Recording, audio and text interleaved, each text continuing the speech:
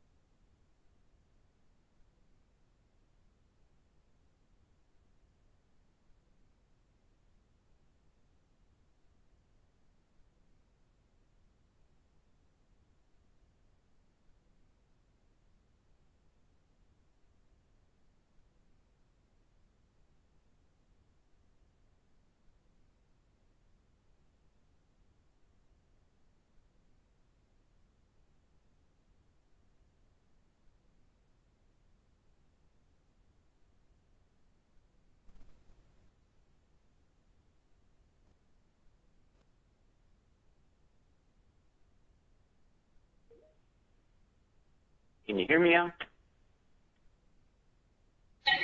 Yes. All right. Thank you. Well, that was an interesting way to start.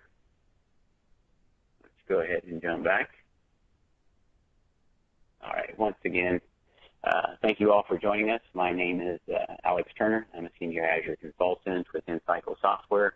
And as Stephanie had mentioned, we are going to cover increasing delivery speeds using Microsoft Azure today.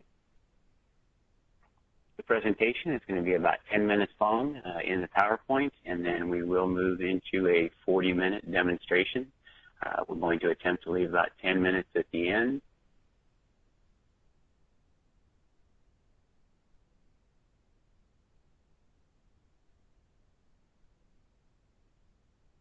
I'm still told I'm muted. Can you hear me, Stephanie? Can you jump in and tell me if I'm... Yep, I can hear you good. All right, thank you. So we're going to attempt to leave about 10 minutes toward the end of the session today for questions and answers.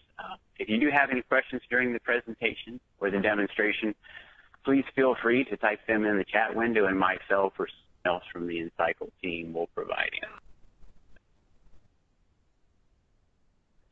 First thing that we want to do today is establish some context around the conversation that we're going to have. Everything that we're going to cover today should be looked at inside of the larger context of DevOps. When we speak of DevOps, we're talking about development teams, operation teams, and business, all working together to accomplish several goals. One of those goals is going to be for continuous improvement, and when we talk about the DevOps mindset and the methodology, we strive to continually improve in three main areas. We want to improve the actual software, the code base, and those types of things that we're delivering. We want to improve our processes throughout the DevOps cycle, and we want to be able to improve our environments, the staging, the dev, the test, those types of things as we move through them. Lots of reasons we want to do this, and we can accomplish. We can reduce our costs. We can increase quality. shorten the time for business value and features to be delivered. So how do we accomplish this? What ways can we do this? Well, within each DevOps cycle, we should be looking at ways to improve over the last cycle. We do that through a process of build, measure, and learn. Those of you who are familiar with like a lean methodology will be very familiar with this approach. Every time that we go through a cycle, we should have a retrospective. We should have a retrospective with our development, operations, and business, but not just separately. We should bring everybody together and collaborate and determine, what had we learned, what have we measured, and how we can improve for the next cycle through. Relating to today's conversation, continuous delivery is just one way that we can improve the DevOps cycle as a whole. We can shorten our iterations and our sprints. We can improve our delivery through the different phases of our release cycle. Continuous delivery really only touches two phases of the DevOps cycle, but it's important to keep in mind that it really impacts all of them. We include, how we operate and how we plan for the next cycle through. So what is our strategy around implementing continuous delivery? What's the plan that we're going to look at to increase our delivery speeds? To understand where we're going, let's take a look at where we're at. So typically, we see many release cycles that look something like this. They have lots of manual processes. We may have a code base delivered by a development team. That code base may be handed over to someone, a build technician that may make the build. That's then given to our package guy.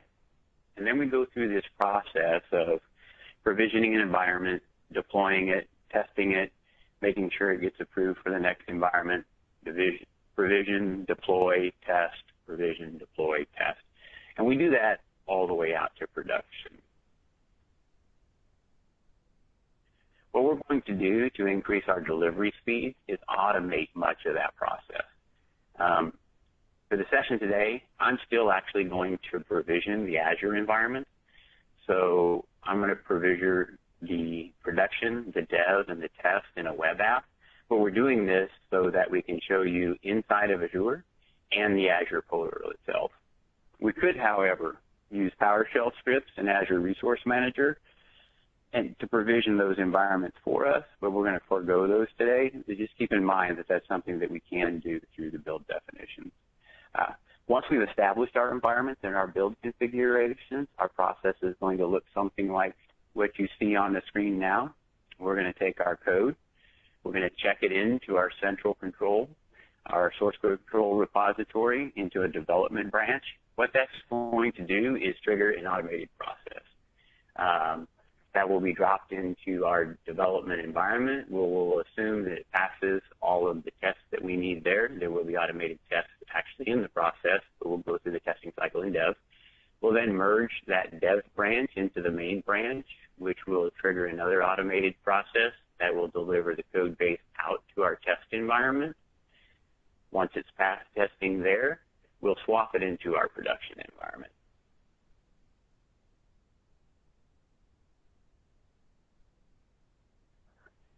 Just a quick note concerning continuous integration. Continuous integration, what it is and what it's not a magic black box. It's not out there and doing things that we don't do in a manual process. We're simply automating it. We're automating the builds via Visual Studio Online build definitions. Now, why we call them build definitions, it does include the build process, but it also includes unit tests. It also includes packaging. We touched on the point that it can include provisioning, and it will include the deployment. And these are the exact same processes that we do manually. But Visual Studio Online has all the necessary tools and software to allow us to automate that process. For environment swaps, what they are and what they're not, what we do when we do an environment swap is we don't do a copy or an overwrite. What we actually are able to do is we're swapping at the load balancer level, so we're not overriding our existing production environment. So why is this important? we can swap back. Nothing is lost. So if I take my test environment or my pre-production, staging, whatever it's called, in your environment, and I move that into production, what I'm then doing is also taking that production environment and sliding it back into the stage before it. And that's done at the load balancer level. The benefit of that is nothing is lost, and I can quickly swap back. The swapping process takes about 5 to 10 seconds, but nothing is lost, nothing is overwritten, and it makes it a real nice, powerful feature to be able to roll stuff back. And we'll actually can show you that during the demonstration. To start with, for the demonstration, we're going to use the following tooling that we've already been talking about. We're going to use Visual Studio Online. Those of you who are familiar with Team Foundation Server, Visual Studio Online is going to be very familiar with you. Visual Studio Online is not a development environment. It is our source control repository. It is where we have work items, our build definitions, and those types of things. I like the way a colleague put it. He said, having Visual Studio Online is like gaining another full-time expert onto your team. We'll also be using the Visual Studio IDE, which is where we'll have our ASP.NET application that we're going to publish, and Azure Services. For today, we're going to use Platform as a Service, so we're actually going to be creating a web app. Microsoft Azure, from a service standpoint, has a huge offering set. So if you're in need and help of wading through all of that, please reach out to us. We can assist you whether you're considering Azure to begin with, whether you're in the process of moving or you've moved and you really want to optimize the benefits that you're getting in Azure. InCycle has the consultants that can assist you in that. So what are our steps for today? The first thing that we'll do is we'll actually go out into Visual Studio Online and we're going to create a team project which will give us a source control repository. Then we're going to create our code. We'll create an ASP.NET application, check that into the repository. We'll be provisioning 3 environments in Azure.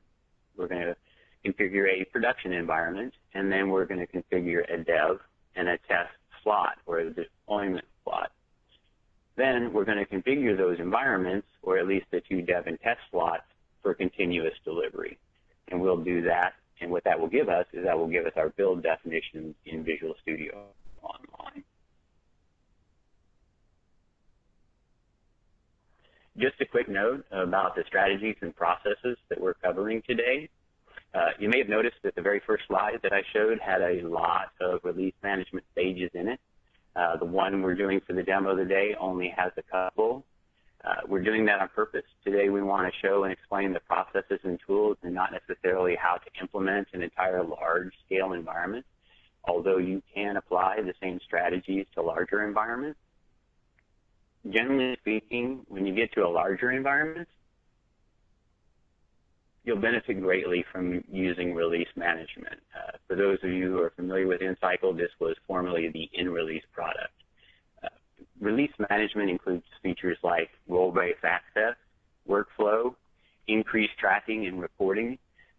But for the purposes of the demo today, we want to show you the pieces and how they all fit together and how it affects your DevOps process and can benefit as a whole.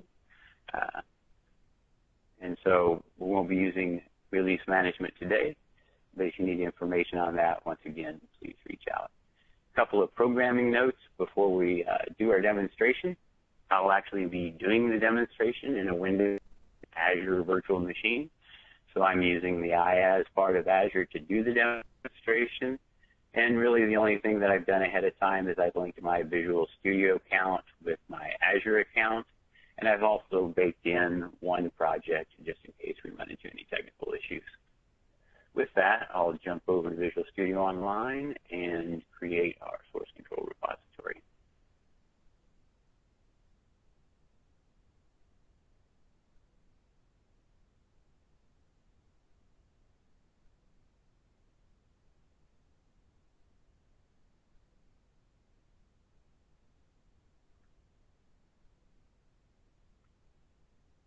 So I'm inside of Visual Studio Online right now. You can notice in the URL that I have a custom URL. It goes to visualstudio.com. I do have a couple of projects that I've already created. but I am going to create a brand new one today. We'll go ahead and call it our Dev Test Project.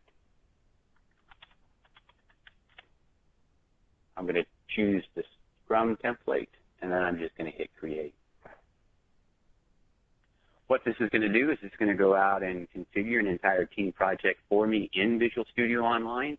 Part of that project is the collection, is the source control repository. Once that's been created, we'll be able to jump over and take a look at the Visual Studio IDE and actually check our project in. So that's been completed. I can navigate to the project. It's going to give me the welcome screen, and I will jump over to Visual Studio now, and we'll create our ASP.NET application.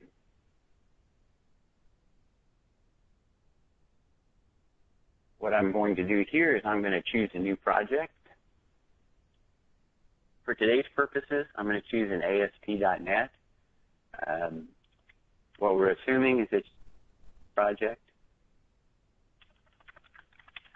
that you have in your environment. So I'm actually going to not choose to add it into source control. Down here in the right, and we'll show you how to do that through the IDE. Choose an MVC. What I am going to do is I am going to use unit tests in this project, and we want to do that so that those will actually run in our automated build process. I'm not going to choose the host in Azure so that I can show you how to provision those environments. Once this gets created, all I'll need to do is I'll simply link it up to our Visual Studio Online source control repository. I'll make the initial check-in. When we're in the Team Explorer on the right-hand side of Visual Studio, what that's doing is it's actually linking out to Visual Studio Online. So whereas we'll be editing our branches and we will be editing our build definition in the Visual Studio IDE, those are actually happening out in Visual Studio Online. So our project is created. In order to get that into source control, go down, add to source control. It's actually going to prompt me to choose what I want to use. I do want to use our Team Foundation version. It will show me what I just created. I'm going to call this our Dev and check it in. And I'll simply choose check-in.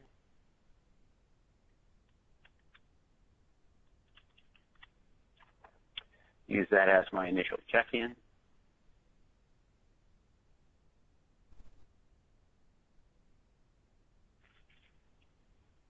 And what I'll do is I'll actually go to the home, and I can choose the Source Control Explorer. This is actually showing me what is up in Visual Studio Online, and so I have my branch that's been created. I'm going to head and create a brand new branch. We'll call that our production branch, or our main branch, excuse me.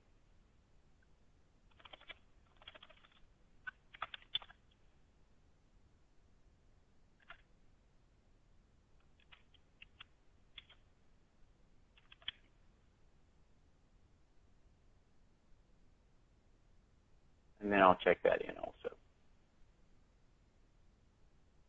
Once this is completed, we'll drop over to Azure and actually provision our environments.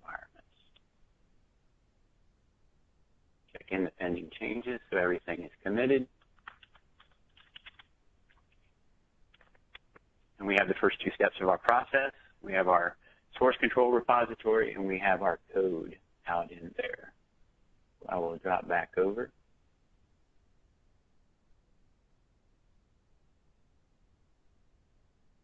Browser here. I'm going to choose my Azure subscription. I've already created two out space. You'll know they do a testing slot and a deployment slot. And we're going to go through that process now and create a new one. So I will go down to the Add New, choose the web app, click Create. Give it the same name that we've been using for our Dev Test webinar. And I'm going to choose the South Central region. This will go in and configure this application now. When I go to add deployment slots to this, if you go into your environment and you try and add a deployment slot and it gives you an error that says you're not at the right level, what you need to do, you click this link that says add deployment, you can get an error, is go to the scale button. In order to use deployment slots, you need to be at the standard pricing tier. And so this is already at standard, but in your environment, if you get that error, just jump over here, hit the standard, hit save, and then you'll be ready to go. I'm going to jump back and add a new deployment slot. We're adding 2. We're going to add the testing. Keep in mind the name of the deployment slot is concatenated onto the URL, so you don't need to type the entire name. In this case, I'm going to use the configuration source of the production environment. Test again for our dev.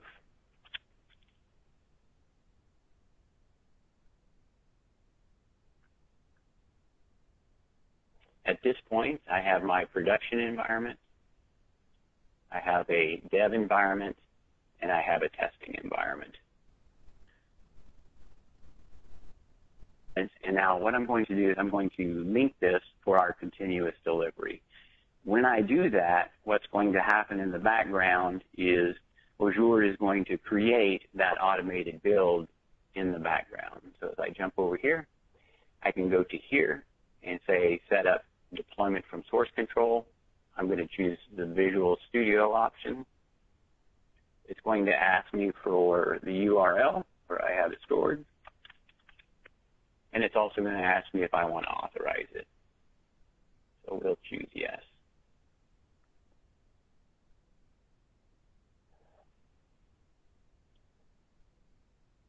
And we'll accept and move forward, and then we'll go ahead and link the testing environment also.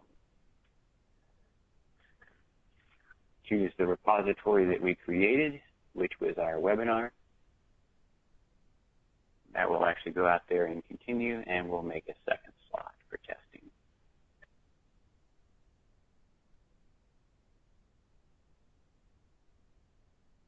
Or link the second slot, excuse me. Go to our testing, set up for source control, choose Visual Studio again, authorize,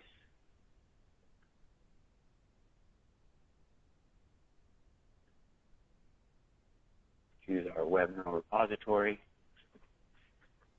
and that will link. We'll jump back to Visual Studio.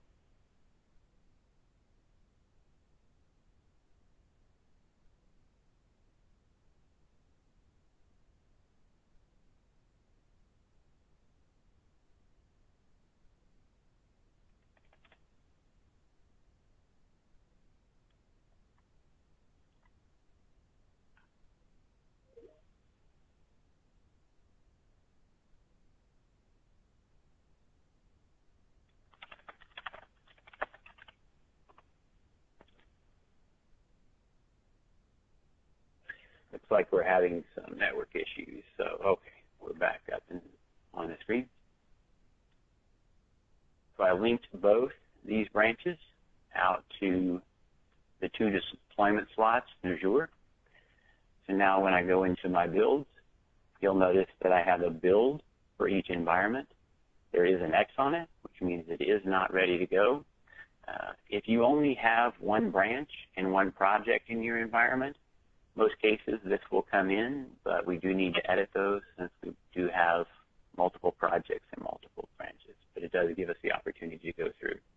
So the first thing we want to do is we want to enable it. We want to ensure that our trigger is continuous integration. And so each time that we check in a build, we want to go ahead and do a build, a test, and a deploy. And then since we do have multiple branches, I'm going to choose the one that we want to use. And in this case, I'm editing the dev, so I'm going to choose the dev. I'm going to go into my process. I also need to select the actual project that I want to build within that branch.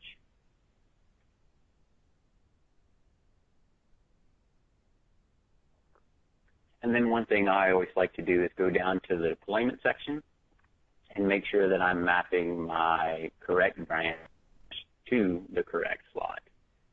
I simply hit save. You'll notice that this is now ready to go, and we'll go in and we'll do the same edits on the testing. So I check to ensure that it is enabled. Check to ensure that my trigger is continuous. And I change to the branch that I want. In this case, we're going to link it to main. And I'm going to choose the project within that I want to build.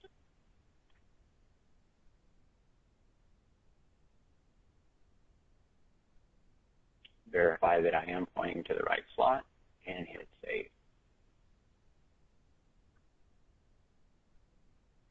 At this point, I'll jump back, and all I'm going to do is make a very small change. I'll change the index page a little bit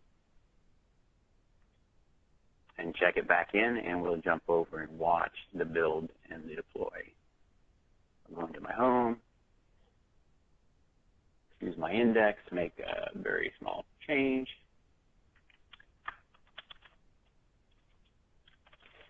Call this version 1.0, save it, and check this in. Now, as soon as I check this in, we'll jump over, and we should see a build that's already been queued.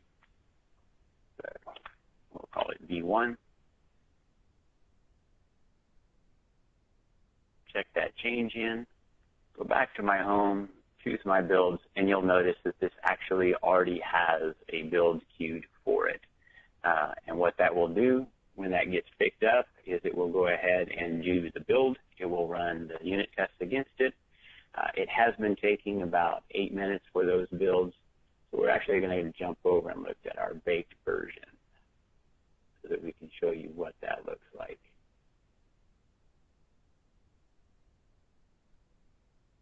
I will go back to my home and I will choose the version that we had created. Go to my build section. As you can see, I basically have the same two builds, the same environment set up. I've got a dev environment and a testing environment. As you can see in the dev environment, I've made 4 successful builds. These have all been deployed out to environments. I can drill into the build, see all the details of it. I can go over here on the right-hand side, choose the tests, and actually see the tests that were run, the results of those tests, that they are all passed.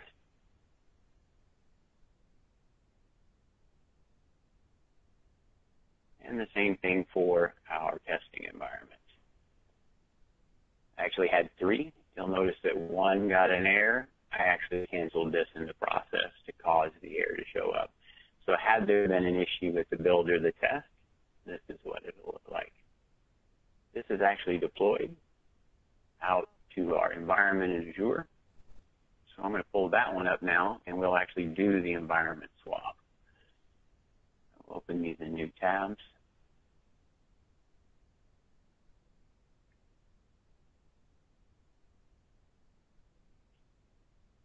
In my dev environment, I have a version 3.02 testing.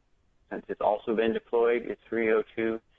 But you'll notice in my production environment, by this URL, that I have a version 1.0. So what we're going to do is we're going to take our testing environment and we're simply going to swap it with our production environment. It'll take about 5 to 10 seconds for that to actually happen and propagate. But once that's done, you'll notice that there's no warm-up time. We don't have to load everything. It's already there, and we're simply swapping. So I do that by going back over to Azure, choosing the production environment. And I'm going to choose the swap button down at the bottom. It's going to ask me which environments that I want to swap. So in this case, I'm going to choose my testing, and I am going to swap it up into production. and click OK on that. That will take a few seconds to happen at the load balancer. Once again, we're not overriding the production environment. We're simply swapping the two environments. So once that is completed, we'll actually be able to see our production environment will be on version 3.02, and our testing environment or our pre-production environment will be the version 1.0, so we can swap them back if we want. Go into my production environment now. Just refresh the browser. You notice there was no warm-up time. It's on version 3.02. If I go back into testing, I know it's my testing because of the URL, and I refresh that, and it will be the version 1 that was in production. If for some reason at this late stage in the game, if we had gotten an error or ran into an issue, I can very easily jump back, hit the swap button again, and this time I'm going to move my testing into production, click OK, and that will swap it back. I will be right back to the original state that I was prior to the initial swap that I did. So if I go back when that's completed to my production environment, I should be right back to version 1.0 on my production environment.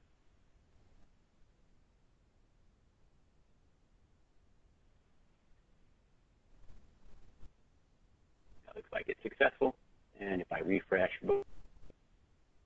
they are back to the way it was prior to. So we have the ability to roll back that quickly. With that, I'm going to jump right back over.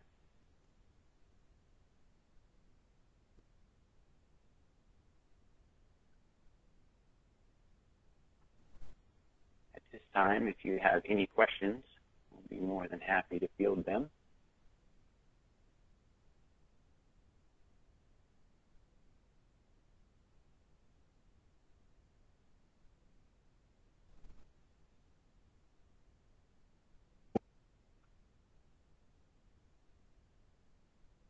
Give a couple more seconds if anybody has a question.